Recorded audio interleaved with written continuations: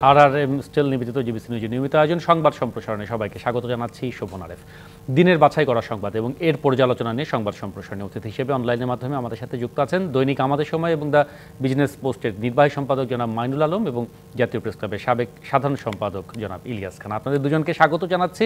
আমরা অনেকগুলো অভিযান বিক্ষোভের বিষয়টি দেখলাম, সেগুলো নিয়ে আলোচনা করব। তবে একদম শুরুতে যে খবরটি এখন আমরা দেখিয়েছি তার শিরোনাম ছিল যে রোডম্যাপ ঘোষণা না করায় নির্বাচন নিয়ে কাটছে না অনিশ্চয়তা, রাজনৈতিক অর্থনৈতিক সংকট মোকাবেলায় প্রয়োজন নির্বাচিত সরকার, বিএনপি নেতারা বলেছেন।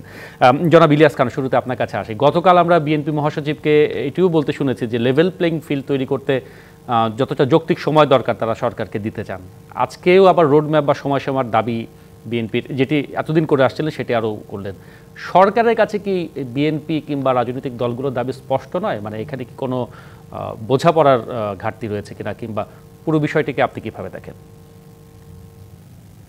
ধন্যবাদ এবং আমার সহ আলোচক জনাব মাইনুল আলম এবং অনুষ্ঠান যারা দেখছেন। না, বিএনপি তো দীর্ঘদিন থেকে বলে আসছে যে যৌক্তিক সময়ের মধ্যে নির্বাচন দিতে হবে। কারণ আমরা জানি যে বাংলাদেশের মানুষের এখন একটি ভোটের ক্ষুধা রয়েছে। তারা দীর্ঘদিন থেকে ভোট দিতে পারে না। আমাদের মনে আছে যে স্থানীয় সরকার, পার্লামেন্ট, ট্রেড বডির নির্বাচন, প্রফেশনাল বডির নির্বাচন, কোথাও কোনো ভোট ছিল না বাংলাদেশে গত 15.5 বছরে। সুতরাং ভোটের একটি ক্ষুধা রয়েছে মানুষের। এবং আমি যদি রাগঢাগ না রেখে বলি, বিএনপি তো তারা আশা করতে পারে যে আমরা সরকার গঠন করব। তারা গত 17 বছর নানাভাবে নির্যাতিত হয়েছে। বিএনপির 60 লক্ষ লোক আসামি ছিল বিভিন্ন মামলায়। একজনের বিরুদ্ধে 500, 400, 200, 250 মামলা, নানা ভোগান্তির সৃষ্টি হয়েছে। এবং সবচেয়ে বড় কথা হচ্ছে, বাংলাদেশে গণতন্ত্র উদ্ধারের জন্য বিএনপি নিরলস ভাবে আন্দোলন করেছে। এখন মনে করা হচ্ছে যে বাংলাদেশে একটি গণতান্ত্রিক পরিবেশ সৃষ্টি হয়েছে, সুতরাং এখন ভোট দিতে হবে। ভোটকে কেন্দ্র করে অন্য যে সংস্কারগুলোর কথা বলা হয়, ধরেন ভোট যদি সুষ্ঠু করতে হয়, আপনি কিন্তু প্রশাসনকে সুষ্ঠু করতে হবে, ঠিক করতে হবে। সুতরাং প্রশাসন অটোমেটিক ঠিক হয়ে যাবে। ভোট যদি সুষ্ঠু করতে হয়, আইন শৃঙ্খলা রক্ষাকারী বাহিনী ঠিক করতে হবে। এটি যেন এমন আইন শৃঙ্খলা রক্ষা বাহিনী, এমন প্রশাসন না থাকে যে একই মঞ্চে ডিসি, এসপি, ওসি নৌকার পক্ষে ভোট চাচ্ছে।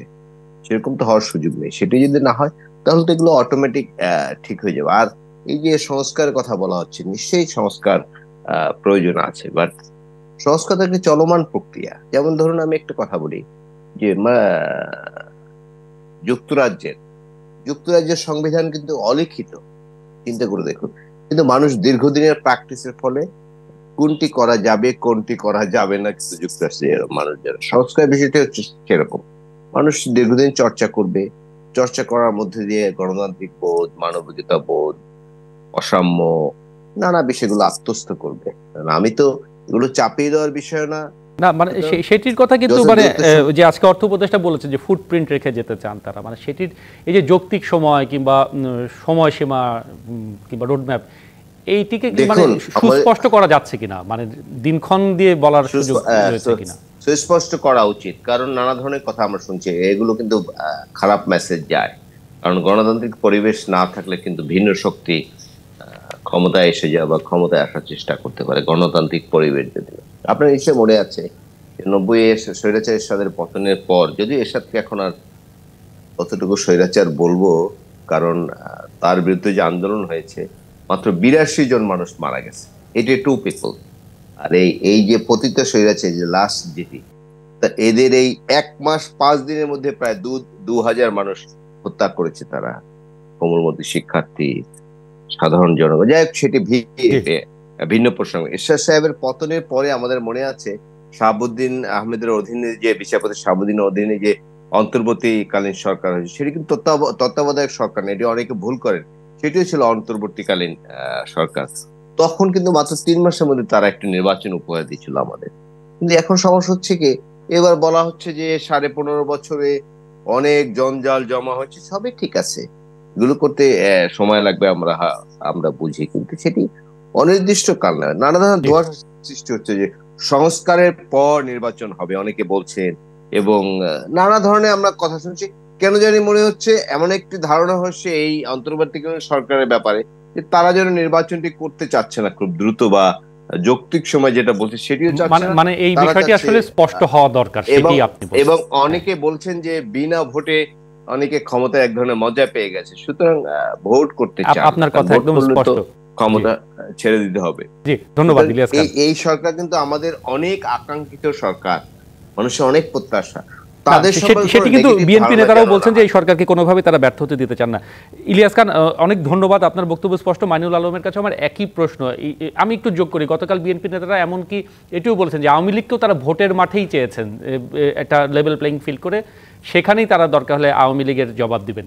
সব মিলে বিএনপির রাজনীতি আসলে কোন পথে এগুচ্ছে, সেই জায়গাটি যেটি আসলে ইলিয়াস খান বললেন, আপনিও সেভাবেই ভাবেন কিনা?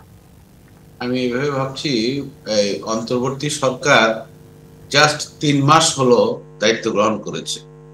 3 মাস একটি যুদ্ধ পরবর্তী দেশকে সুসংগঠিত করা, ঠিক পথে আনা, আইন শৃঙ্খলা, শিক্ষা ব্যবস্থা, দ্রব্যমূল্য, এটা দুরূহ কাজ। পাশাপাশি এই সরকারের প্রধান এজেন্ডা কিংবা ঘোষণা অনুযায়ী প্রধান দায়িত্ব সংস্কার করা। সংস্কার কেন? পুরনো যা ছিল তাকে পরিবর্তন করা, হালনাগাদ করা, আপ টু ডেট করা, যুগের সাথে তাল মিলিয়ে ব্যবস্থাটা পরিবর্তন করা, সেটা হচ্ছে মূল কথা। সংস্কার আছে, সংস্কার বিভিন্ন ক্ষেত্রে হবে। আর্থিক খাত সংস্কারটা সবচেয়ে গুরুত্বপূর্ণ, সেটা হচ্ছে একটা বড় কাজ। নির্বাচনী সংস্কার, কারণ নির্বাচন কমিশন সহ নির্বাচনী সংস্কারটা একটা বড় দায়িত্ব। প্রাতিষ্ঠানিক সংস্কারও আছে। নির্বাচন সংস্কারটা বলি যে 3টি ভোট হয়েছে, 14, 18, 24।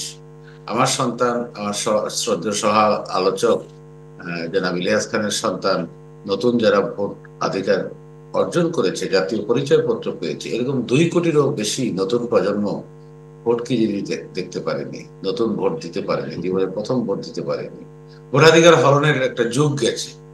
এই ভোটাধিকার প্রয়োগে, ভোটাধিকার ফিরিয়ে দেওয়ার জন্য সংস্কার দরকার। নির্বাচনী সংস্কার, কমিশন সংস্কার, আইন বিধিবদ্ধ সংস্কার, এটা গুরুত্বপূর্ণ, এটা চলছে। সুতরাং এটা হলো প্রায়োরিটি। আর প্রতিটি ক্ষেত্রে একটি সংস্কারের একটা উদ্যোগ নেওয়া হয়েছে, অন্তত 8-10টি ক্ষেত্রে, গণমাধ্যম সহ, প্রশাসন, পুলিশ সহ সর্বত্র নেওয়া হয়েছে। এগুলো চলবে। নির্বাচনী সংস্কারটাকে অগ্রাধিকার দিয়ে এবং মানুষের অনিশ্চয়তা, আপনি শিরোনাম দিয়েছেন যারা মির্জা শ্রদ্ধেয় মির্জা ফখরুল ইসলাম আলমগীর সাহেবের কর্মপরিকল্পনা ঘোষণা না করে নির্বাচন নিয়ে অনিশ্চয়তা কাটছে না। 3 মাস গেল। আমি মনে করি প্রস্তুতি, সরকারের যে চিন্তা, সেটা 2025 সালের মধ্যে একটা নির্বাচন হওয়া দরকার, 25 সালের শেষ কোয়ার্টারে। সেজন্য 25-এর শুরু থেকেই অথবা মাঝামাঝি সময় থেকে নির্বাচনে একটা রোডম্যাপ দেওয়া দরকার। এটা যদি নিশ্চিত হয়, এটা যদি ধারণাটা আমরা ভালোভাবে বুঝতে পারি, তাহলে বোধহয় সবকিছু ঠিক হবে। তো একদম স্পষ্ট। অনিশ্চয়তা কাটছে না, এটাও ঠিক। খুব দায়িত্বশীল একজন রাজনীতিক এই কথা বলেছেন, যে রাজনীতিক তার দলের পক্ষে বক্তব্য দিচ্ছেন, ইতিমধ্যে দায়িত্বশীল ভূমিকা, কয়েকটি ইস্যুতে দায়িত্বশীল ব্যবস্থা নিয়েছে, ভূমিকা নিয়েছে। আমি মনে করি যে রাজনৈতিক, বর্তমানে ক্রিয়াশীল সকল রাজনৈতিক দলকে অনবোর্ডে রেখে মতামত নিয়ে, প্রায় প্রধান উপদেষ্টা দেখি যে দলগুলোর সাথে আলোচনা করছেন, এটা অব্যাহত থাকতে পারে। সংস্কার, রাষ্ট্রের বিভিন্ন ইস্যু, বিশেষ করে নির্বাচনী যে প্রস্তুতি, এবং জনাব মাইনুল আলম, আপনি অগ্রাধিকার, প্রায়োরিটির কথা বলেছেন। সেই বিষয় নিয়ে আমরা একটু বিরতির পরে আপনার কাছে আবারও ফিরবো, কারণ আমরা দেখছি যে আহতদের বিষয়ে তাদের এক ধরনের ক্ষোভ রয়েছে। পলিথিন কারখানা বন্ধ করতে গিয়ে এক ধরনের প্রতিরোধের মুখে পড়েছে, সেখানে অগ্রাধিকারের জায়গাটি সঠিকভাবে সরকার পালন করছেন কিনা আপনাদের মতামত নিব বিরতির পরে। আরআরএম স্টিল নিবেদিত সংবাদ সম্প্রসারণে ফিরবো কিছুক্ষণের মধ্যে। আরআরএম স্টিল নিবেদিত সংবাদ সম্প্রসারণে আমরা ফিরে এলাম। দুজন সিনিয়র সাংবাদিক আছেন আমাদের সাথে। দৈনিক আমাদের সময় দ্য বিজনেস পোস্টের নির্বাহী সম্পাদক জনাব মাইনুল আলম, জাতীয় প্রেস ক্লাবের সাবেক সম্পাদক জনাব ইলিয়াস খান। আমরা আগেই দেখেছি যে এই আলোচনা শুরুর আগে গণ অভ্যুত্থানে আহতদের দেখতে গিয়ে পঙ্গু হাসপাতালে যেমন স্বাস্থ্য উপদেষ্টা তোপের মুখে পড়েছিলেন, সড়ক অবরোধ করে চিকিৎসার দাবিতে এখনও বিক্ষোভ চলছে। সেখানে আমরা কথা বলতে দেখেছি বৈষম্য বিরোধী ছাত্র আন্দোলনের সমন্বয়ক হাসনাত আবদুল্লাহকে। তিনি হয়তো বোঝানোর চেষ্টা করছেন, যেটি আমরা খবরে দেখালাম।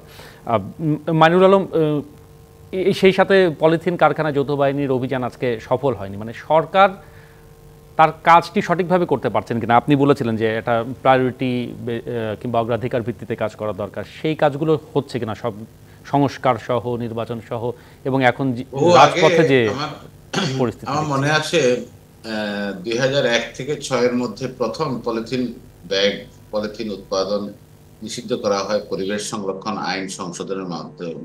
প্রয়াত মরহুম জাতীয় নেতা জনাব শাহজাহান সিরাজ ছিলেন তখন পরিবেশ মন্ত্রী, বন ও পরিবেশ মন্ত্রী। আমি প্রচুর কভার করেছি এবং তখন দেখেছি যে নতুন এই সিদ্ধান্তটা কতটুকু কার্যকর, পরিবেশ রক্ষার জন্য কতটুকু ফলপ্রসূ এটা দেখেছি। পরে আবার সেই পুরনো অবস্থায় চলে গেছে। এখন হচ্ছে যে পলিথিন এমন একটা বিষয়, এটা গ্লোবালি এটা অ্যালার্মিং। আমাদের এই রাজধানীতে আমরা যত পলিথিন ব্যবহার করি কিংবা করতাম, এগুলো কোথায় যায়? জলাবদ্ধতার সৃষ্টি হয়, ড্রেন, লেক কিংবা ক্যানেল, এগুলো বদ্ধ হয়। বৃষ্টি হলে আমরা দেখি বুড়িগঙ্গায় পলিথিন পচে পচে না, পলিথিন যেভাবে পুরনো হতে হতে কালো একটা আস্তরণ সৃষ্টি করেছে, বুড়িগঙ্গাকে শেষ করে দেওয়ার মতো উপক্রম হচ্ছে। এটা দখল কিংবা পলিথিনের কারণে এটা হচ্ছে। সুতরাং পলিথিন পৃথিবীর কোথাও নাই। উন্নত দেশগুলো পরিবেশ সংরক্ষণকে, পরিবেশকে প্রায়োরিটি দিয়ে এটা করেছে। আমরা আইন করেছি, বিধি করিনি কিংবা সেটা প্রয়োগ করিনি। এখন প্রয়োগ করার উদ্যোগ নিয়েছে, জি। এটা খুবই ভালো উদ্যোগ। পাশাপাশি এই অভিযান যখন চলছে তখন আমরা কয়েকটা মানবিক বিষয় দেখলাম। কয়েকজন শ্রমিক কিংবা কারখানার ব্যক্তিরা ওরা বলেছে যে 4 লক্ষ লোক, 4 লক্ষ পরিবার আছে পথে বলবে। আমার মনে হয় বিকল্প একটা শিল্প ব্যবস্থা তৈরি করা থাকা দরকার, যেখানে যেমন ফুটপাত, রাজধানীর ফুটপাত নিয়ে কথা হয়, ফুটপাতের লোকরা যাবে কোথায়? এটাও একটা বড় চিন্তার বিষয় এবং জটিল বিষয়। পলিথিন কারখানা বন্ধ হলে ওই মেশিনারিজ গুলো অন্য উৎপাদনে ব্যবহার হতে পারে। আমরা পরিবেশ বান্ধব পাটের ব্যাগ, কাগজের ব্যাগ এগুলো আমরা নিচ্ছি কিংবা নেয়ার প্রয়োগ করছি সুপার স্টোরে, কিন্তু সমস্যা হচ্ছে কাঁচা বাজার গুলোতে এই সমস্যা। এবং যখন অভিযান চালানো হলো সেটা একটা বিশৃঙ্খলা দেখলাম এবং গণমাধ্যমের সাথে একজন কর্মকর্তা, মন্ত্রণালয়ের একজন কর্মকর্তার অসহযোগিতা দেখলাম। এটা কাম্য না, কখনোই এটা কাম্য না। একজন কর্মকর্তার উদ্দেশ্য সরকারের পক্ষে এগুলো প্রয়োগ করা, সাংবাদিকদের উদ্দেশ্য এটা কভার করে জনমত তৈরি করা, যাতে একটি সুন্দর ইতিতে পৌঁছানো যায়। এটা হচ্ছে আমাদের কাজ, অভিন্ন লক্ষ্য। কিন্তু সেখানে অসহযোগিতার কথা এসছে। এই আমলাতন্ত্রের সমস্যা হলো এটা। আমলাতন্ত্র গণমাধ্যম থেকে দূরে থাকতে হয়, দূরে থাকতে চায়, জনগণ থেকে দূরে থাকতে চায়। গণমাধ্যম যদি দেখায়, আমি আপনাদের স্টোরিটা খুব দেখলাম, খুব ভালো নিউজ করেছে ডিবিসি চ্যানেল, এবং যদি দেখায় তাহলে ক্ষতি কি? সেটা একটা বক্তব্য থাকতে পারে, একটা সুন্দর একটা ব্যাখ্যা থাকতে পারে কর্তৃপক্ষের, মন্ত্রণালয়ের কিংবা অধিদপ্তরের পক্ষে, অভিযানের পক্ষে। সেটা না করে অসহযোগিতা করেছে, এটা কাম্য না। এটা আশা করি ঊর্ধ্বতন ব্যক্তিরা দেখবেন, জি। কর্তৃপক্ষ না, এই দেখবেন। এই বিষয়টি আপনার বক্তব্য স্পষ্ট। খুব সংক্ষেপে যদি গণ অভ্যুত্থানে আহতদের যে দাবি, সেই বিষয়টি নিয়ে আপনার একটু মতামত রাখতেন, তারপর নিশ্চয়ই ইলিয়াস খানের কাছে যাব। কোন বিষয়টা? পঙ্গু হাসপাতালের সামনে আমরা এখনো দেখছি যে যারা আহত হয়েছেন গণ অভ্যুত্থানে, তাদের যে দাবি, তারা এখনো চিকিৎসা পান। হ্যাঁ, আমি এই সুযোগে একটু বলতে চাই, আমার পত্রিকা দৈনিক আমাদের সময় প্রতিদিন, কয়েক মাস ধরে প্রতিদিন প্রথম পাতায় একটি শহীদ পরিবার, জুলাই অভ্যুত্থানে নিহত শহীদ হওয়া একটা পরিবারের বক্তব্য এবং বর্তমান অবস্থা তুলে ধরি। পাশাপাশি আহত, পক্ষাঘাতগ্রস্ত, পঙ্গু, বিভিন্ন অঙ্গ হারানো বীর ব্যক্তিদের আমরা এটা তুলে ধরছি। এদের জীবন যে কতটা অসহায়, কারো চোখ গেছে, কারো পা গেছে, হাত গেছে। না না, ধন্যবাদ মাইনুল আলম। এটি গণমাধ্যম, পঙ্গু হাসপাতালে গণমাধ্যমের যে দায়িত্ব সেটি নিশ্চয়ই পালন করছেন। সরকার কি সঠিকভাবে সেই জায়গাটি কিংবা তাদের অগ্রাধিকারের জায়গাটিতে সেই কিছু ঘাটতি আছে, সত্যি চিকিৎসা ব্যবস্থায় হাসপাতাল কর্তৃপক্ষের চিকিৎসকদের ঘাটতি আছে, যার ফলে আহত কিংবা অভ্যুত্থানে আহত, অঙ্গ হারানো কিংবা যারা পক্ষাঘাতগ্রস্ত, নিটোরে যে পঙ্গু হাসপাতালে যেটা হলো, এদের অনেক অভিযোগ আছে, এগুলো শোনা দরকার। এবং স্বাস্থ্য উপদেষ্টা দেখে এসছেন। আজকে ব্রিটিশ হাই কমিশনারও ছিলেন ওই অনুষ্ঠানে, ওই জায়গায়, এবং ব্রিটিশ হাই কমিশন আর্থিক, চিকিৎসাগত, কারিগরি সহায়তা দিচ্ছে ব্রিটিশ সরকার। সুতরাং আমরা বিদেশি সাহায্য নিয়ে এবং নিজেদের যা যা আছে তা নিয়ে আমরা এগুলো করতে চাই। চিকিৎসকদের কিংবা হাসপাতালের ঘাটতিটা কাম্য না। এটা নিশ্চিত করতে হবে স্বাস্থ্য প্রশাসনকে, মন্ত্রণালয়কে। অনেক ধন্যবাদ মাইনুল আলম। ইলিয়াস খান, আপনার মতামত জানতে চাই দুটি বিষয় নিয়ে। একটি, আমরা এখন নিটোরের সামনে যেটি দেখছি যে আহতদের এক ধরনের বিক্ষোভ, তাদের অনেক ক্ষোভ জমে আছে, সেটি সমন্বয়করা যে বোঝানোর চেষ্টা করছেন, স্বাস্থ্য উপদেষ্টাকে তারা ঘেরাও করেছিলেন একরকম, আর পলিথিনের প্রসঙ্গটি তো রয়েছেই। না, আসলে যারা আহত হয়েছেন, বিভিন্ন অঙ্গহানি ঘটেছে যাদের, তারা কিন্তু মানবতার জীবন যাপন করছেন, অনেক কষ্টে আছেন। আমি বিভিন্ন সময় আমরা গণমাধ্যমের কল্যাণে জেনেছি। আমি আমি আমি শুনেছি এবং জেনেছি যে অনেকে বিদেশের বাইরে পাঠানো হয়েছে। আমি আমি বলতে চাই, যারা খুব গুরুতর অসুস্থ তাদেরকে দেশের বাইরে পাঠানো উচিত। এই দেশ থেকে অনেক টাকা লুটপাট করা হয়েছে। অনেক কালো টাকার মালিক রয়েছে। যেভাবে হোক টাকা জোগাড় করে এদেরকে বিদেশে পাঠানো উচিত। খুব দুর্ভাগ্য, খুব কষ্টকর। আমি হাসনাত আব্দুল্লাহ বক্তব্য শুনছিলাম একটু আগে, যে তিনি মর্মান্তিক কথাগুলো বলেছেন, যার চোখ দুটি হারিয়েছেন কোনো কিছুর বিনিময়ে। আমি গণতন্ত্র দেই, আমি সুশাসন দেই, আমি কি বলে যে অবাধ নির্বাচন দেই, কোনো কিছুর বিনিময়ে তিনি কিন্তু আর চোখ ফিরে পাবেন না। আর তারপর ধরুন তিনি যে পা হারিয়েছেন, হাত হারিয়েছেন, অনেকে বাবা হারিয়েছেন, ভাই হারিয়েছেন, নানা ধরনের মানুষ কিন্তু এখানে আছে। এগুলো সব টপ প্রায়োরিটি দেওয়া উচিত। এই মানুষগুলোর জীবনে যে দুর্ভোগ নেমে এসেছে, এই মানুষগুলোর জীবন যে একটা কঠিন বাস্তবতার মুখে পড়েছে, এটি সমাধান করতে সরকার উদ্যোগ নেওয়া উচিত। এবং আমি এই সুযোগে বলতে চাই, ওই দেখি মাঝে মাঝে একজন 1 লাখ 2,50,000 টাকা দিচ্ছে। এগুলো না করে যে মানুষগুলো একদম কর্মক্ষম, কখনই আর কাজ করতে পারবেন না, তারা যাতে সারা জীবন ভালোভাবে মোটামুটি খেয়ে পরে বাঁচতে পারেন, সেই ব্যবস্থা নেই। একটা রাষ্ট্রের জন্য 2, 4, 5 কোটি, 10 কোটি, 20 কোটি, এটি এটি কিন্তু কোনো টাকা না, বাট এদের জন্য চেষ্টা করা উচিত। একই সঙ্গে আমাদের স্বল্প ব্যয়ের চিকিৎসা যেখানে করা যায়, ভারত আছে, ব্যাংকক আছে, এটুকু চিকিৎসা অন্তত এই আহতরা পেতে পারে বলে আমি আমি মনে করি। আসলে আজকে যারা নিশ্চয়ই আপনারা আপনারা এতক্ষণ দেখেছেন যে রাস্তা অবরোধ করে তারা আন্দোলন করছে, যে কতটা কষ্টের সঙ্গে অনেকে হুইল চেয়ারে বসে এসছে, অনেকে দেখতে পাচ্ছে না। এই দৃশ্য দেখতে আমাদের খুব খারাপ লাগে, খুব কষ্ট বোধ করি, কান্না পায় আমাদের। সুতরাং এই দৃশ্য যেন আমাদের দেখতে না হয়।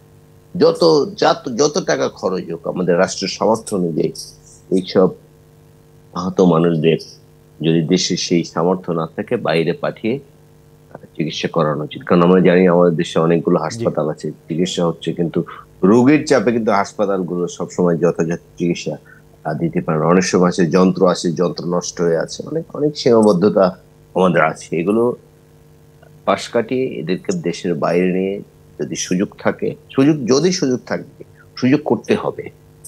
টাকা হলেই তো চিকিৎসা করানো সম্ভব।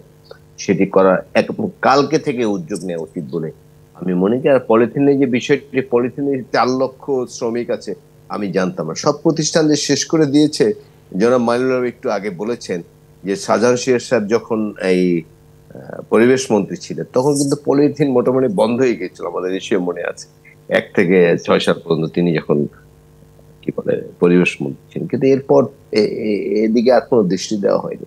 এদের মূল ক্ষমতা ছিল বিদেশে টাকা পাচার, আর ক্ষমতা কিভাবে টিকিয়ে রাখা যায় সবকিছু বাদ দিয়ে। এই জন্য যদি প্রয়োজন হয় আয়না ঘর, এই জন্য যদি মানুষ গুম করতে হয়, এই জন্য মানুষ যদি হত্যা করতে হয়, কোনো মানুষের বিরুদ্ধে যদি 500 মামলা দিতে হয়, সব করা যাবে, কিন্তু ক্ষমতাটি আমার চাই, ক্ষমতায় আমার থাকতেই হবে। এটি স্পষ্ট ইলিয়াস খান, মানে কিন্তু এই সরকার এখন বিষয়টিকে টেকসই করার জন্য, মানে যে পদক্ষেপে নিক সেটি টেকসই করার জন্য আসলে এই মুহূর্তে কি করা দরকার, সংক্ষেপে যদি একটু বলতেন, পরে আবারও ফিরবো বিরতির পরে। টেকসই করা যায় যারা এখন আছে, যেমন আমাদের আমাদের কিন্তু মনে আছে যে যখন ইলিশ মাছ ধরতে পারে না কৃষক, জেলেরা, তাদের কিন্তু একটা সহায়তা দেওয়া হয়। একইভাবে এই পলিথিনে যারা কাজ করে, এই যারা শ্রমিকরা কথা বলেন, তারা যৌক্তিক কথাই বলেছেন যে তারা কোথায় কিভাবে তারা বাঁচবে, যদি কাজটি চলে যায়। সুতরাং তাদের একটি বিকল্প, যদি 4 লাখ লোক কাজ করে, আমার মনে হয় অন্য অন্য সেক্টরে কিভাবে দেয়া যায় কথা বলে, যারা ব্যবসায়ী আছেন তাদের সাথে কথা বলে। আর এই যে পলিথিন শ্রমিক, যারা পলিথিন কারখানায় যায় চাকরিরা, নিশ্চয়ই খুব বড় বেতনের জব করেন, মানে পুনর্বাসন পরিকল্পনাটিও পাশাপাশি করা দরকার, পুনর্বাসন পরিকল্পনা বাস্তবায়ন করা দরকার বলে আমি মনে করি। অনেক ধন্যবাদ। পলিথিন বন্ধ করতে হবে আমাদের দেশে, নিশ্চয়ই, মানে সেটির একটি বিকল্প রেখে নিশ্চয়ই পরিবেশ বান্ধব একটি পরিকল্পনা যাওয়া উচিত। সেই পরিকল্পনা নিয়ে আরো কথা বলবো বিরতির পরে। RRM স্টিল নিবেদিত সংবাদ সম্প্রসারণে ফিরবো কিছুক্ষণের মধ্যে। আমরা আবারও চলে এলাম RRM স্টিল নিবেদিত সংবাদ সম্প্রসারণে। বিরতির পরে আমাদের সাথে আছেন দৈনিক আমাদের সময় নির্বাহী সম্পাদক জনাব মাইনুল আলম এবং ইলিয়াস খান আছেন, তিনি জাতীয় প্রেস ক্লাবের সাবেক সাধারণ সম্পাদক। ইলিয়াস খান, আমরা আলোচনাতে বিরতিতে যাবার আগে কথা বলছিলাম যে পলিথিন বন্ধনে তার একটি সঠিক পরিকল্পনা রয়েছে কিনা। যেমন আজকে আমরা দেখেছি যে অর্থ উপদেষ্টা বলেছেন যে বর্তমান সরকার ফুটপ্রিন্ট রেখে যাচ্ছে, তারা স্বল্প মধ্য দীর্ঘমেয়াদী পরিকল্পনা নিয়ে কাজ চলছে। গতকালই কিন্তু অর্থ উপদেষ্টা সরল স্বীকারোক্তি করেছিলেন যে দেশের অর্থনীতি একটি গভীর সংকটের মধ্যে দিয়ে যাচ্ছে। এই চ্যালেঞ্জ মোকাবেলায় সরকারের যে পদক্ষেপগুলি দেখছেন, সেটিকে আপনি কীভাবে মূল্যায়ন করবেন? আপনাকে ধন্যবাদ। আমাদের আসলে বলি তো সবই শেষ করে দিয়েছে, যে পাট শিল্প কিন্তু ভালো অবস্থায় ছিল, কিন্তু গত 15.5 বছরে এমন অবস্থা করা করা হয়েছে যে পাটকল গুলো আর এখন চলছে না। বাট পাটই কিন্তু বাংলাদেশ কিন্তু পাট অনেক উৎপাদন হয় যদি সঠিক ব্যবহার করা যায়। পলিথিনের বিকল্প কিন্তু পাট ব্যবহার করা যেতে পারে বলে আমি মনে করি। সরকার যারা ছোট ছোট ক্ষুদ্র ক্ষুদ্র ব্যবসায়ী আছেন, তাদের কিন্তু এ ব্যাপারে উদ্বুদ্ধ করতে পারে না। আর অর্থনৈতিক সংকট তো আছেই, এটি তিনি যথাযথই বলেছেন। গত 15.5 বছর তো অর্থনৈতিক ক্ষেত্রে একদম শেষ করে দিয়েছে। $17 বিলিয়ন বলা হয় যে বাইরে পাচার করেছে। তারপর ব্যাংকগুলো, আপনি দেখেছেন সেদিন যে একটি গোয়েন্দা সংস্থার সহযোগিতায় ব্যাংকগুলো দখল করে নেওয়া হচ্ছে একদম প্রকাশ্য দিবালোকে। আপনার ব্যাংক আমি দখল করে নিলাম, কিছু গোয়েন্দা সংস্থার লোক নিয়ে গেলাম, আপনাকে বললাম যে আপনি সিগনেচার দিয়ে দেন। আপনার কিছু করার সুযোগ নেই। আপনি সকালে আপনাকে বাসা থেকে একটি হোটেলে নিয়ে এসে সিগনেচার করে এগুলো করেছে। সুতরাং এখন ব্যাংকিং সেক্টর এমন হয়েছে, সব টাকা তুলে নিয়েছে। যেমন আমার ব্যক্তিগত অভিজ্ঞতা বলি, আমার গ্রামে একটি ফার্স্ট সিকিউর ইসলাম ব্যাংকের একটি ব্রাঞ্চ আছে। আমি বাড়িতে টাকা পাঠালে ব্যাংকটির মাধ্যমে পাঠাই। সম্প্রতি কিছু টাকা পাঠিয়েছি, কিন্তু এই টাকা তুলতে গেছে পর ম্যানেজার বলে যে টাকা আপনি সর্বোচ্চ তারল্য 5,000 সংকটটি টাকা চলছে নিতে পারবেন। ব্যাংকের।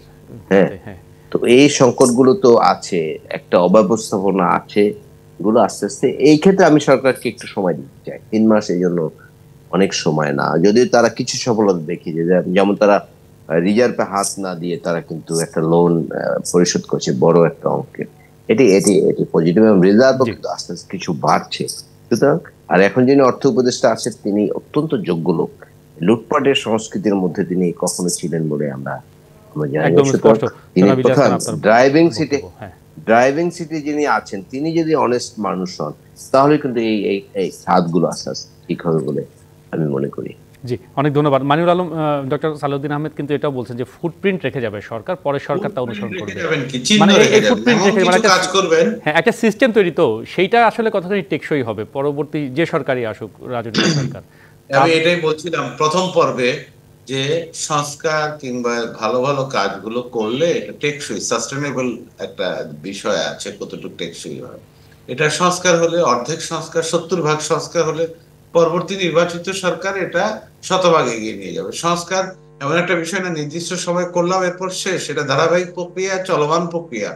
আর অর্থ উপদেষ্টা যেটা বললেন, আমি দেশের আর্থিক খাত, লুটেরা একটা পরিস্থিতি থেকে উত্তরণ ঘটিয়ে গণ আন্দোলনের মাধ্যমে আসা একটি সরকারের যে আর্থিক খাত ব্যবস্থাপক যারা আছেন, অর্থ উপদেষ্টা, বাংলাদেশ ব্যাংকের গভর্নর, এনবিআর এর চেয়ারম্যান, এই যে নেতৃত্ব, এই নেতৃত্বের ব্যাপারে আমি আশাবাদী। তাদের যে গৃহীত পদক্ষেপ, লুটপাট বন্ধ করেছে, লুটপাটের চ্যানেল, লুটেরা, ব্যাংক লুট, পাচারকারী, এদেরকে ব্যবস্থার মধ্যে, আইনি ব্যবস্থার মধ্যে আনা হয়েছে। আমি এই জন্য আশাবাদী। সাময়িকভাবে কয়েকটা প্রতিষ্ঠান হবে, কিন্তু সার্বিকভাবে দেশের অর্থনীতি এখনো পূর্ণোদ্যমে চালু বলা যাবে না। বাণিজ্যিক কার্যক্রম, উৎপাদন কার্যক্রম স্থবিরতা আছে। বিদেশিদের আস্থা, বিদেশিদের আনাগোনা, বিনিয়োগকারী, ক্রেতা, বিদেশি বায়ারদের আগমন কমে গেছে। কারণ হচ্ছে একটা আস্থার জায়গা তৈরি করতে হবে, সেটা করছে এবং সময় সাপেক্ষ ব্যাপার। আপনি দেখেন রিজার্ভ, অর্থনীতির স্বাস্থ্য যদি আপনি দেখেন, ব্যাংকিং সেক্টর একেবারে ভঙ্গুর। কোন কোন ব্যাংক, যেটা বলছেন আমার শ্রদ্ধেয় সহকর্মী, সহ আলোচক, এটা তো সত্যি বাস্তব অবস্থা। এই অবস্থা থেকে উত্তরণের জন্য শৃঙ্খলা দরকার, শৃঙ্খলা, আইনি বিধান দরকার। ব্যাংকিং সিস্টেম যদি রাইট অর্ডারে আসে, তাহলে সবকিছু ঠিক থাকবে। ডিপোজিট, লোন নিয়ে পরিশোধ না করার যে সংস্কৃতি ছিল, সেটাকে আমরা উপড়ে ফেলতে হবে, এবং এই জন্যই সংস্কার এবং নতুন অর্থনৈতিক জি, আর্থিক খাতের ব্যবস্থাপকদের কাছে এটা আমরা আশাবাদী এবং আস্থাবান হতে চাই। তাদের যে কর্মকাণ্ড, এটা আমাদেরকে দিচ্ছে। আপনি জানেন ডক্টর দেবপ্রিয় ভট্টাচার্য শ্বেতপত্র প্রণয়নের কাজ করছেন প্রণয়ন এবং করেছে। সংস্কারগত কিছু দায়িত্ব পালন জি, করছেন। এগুলো দীর্ঘমেয়াদী। এটাকেই ডক্টর সালেউদ্দিন বলেছেন যে ফুটপ্রিন্টটা রেখে যাচ্ছে। ফুটপ্রিন্টটা যাতে চিহ্ন পরবর্তীতে সেই রাখতে সেই যাচ্ছে, সেই যেটা ফুটপ্রিন্টটাকে। পরবর্তী সময়ে হ্যাঁ, কার্যকর হবে, এগিয়ে যাবে, এবং নতুন প্রজন্ম যেটা সুফল ভোগ করবে। একদম ন্যায় একদম নীতি, স্পষ্ট মানিউল আলম। সুশাসনের জন্য আমরা মনোযোগী হই, তাহলে সর্বক্ষেত্রে চলে আসবে। অনেক অনেক ধন্যবাদ মানিউল আলম, ধন্যবাদ ইলিয়াস খান, দুজনকে ধন্যবাদ জানাতে চাই যারা এতক্ষণ সাথে ছিলেন। এই ছিল আমাদের RRM স্টিল নিবেদিত সংবাদ সম্প্রসারণে। থাকুন ডিবিসি নিউজের সাথেই।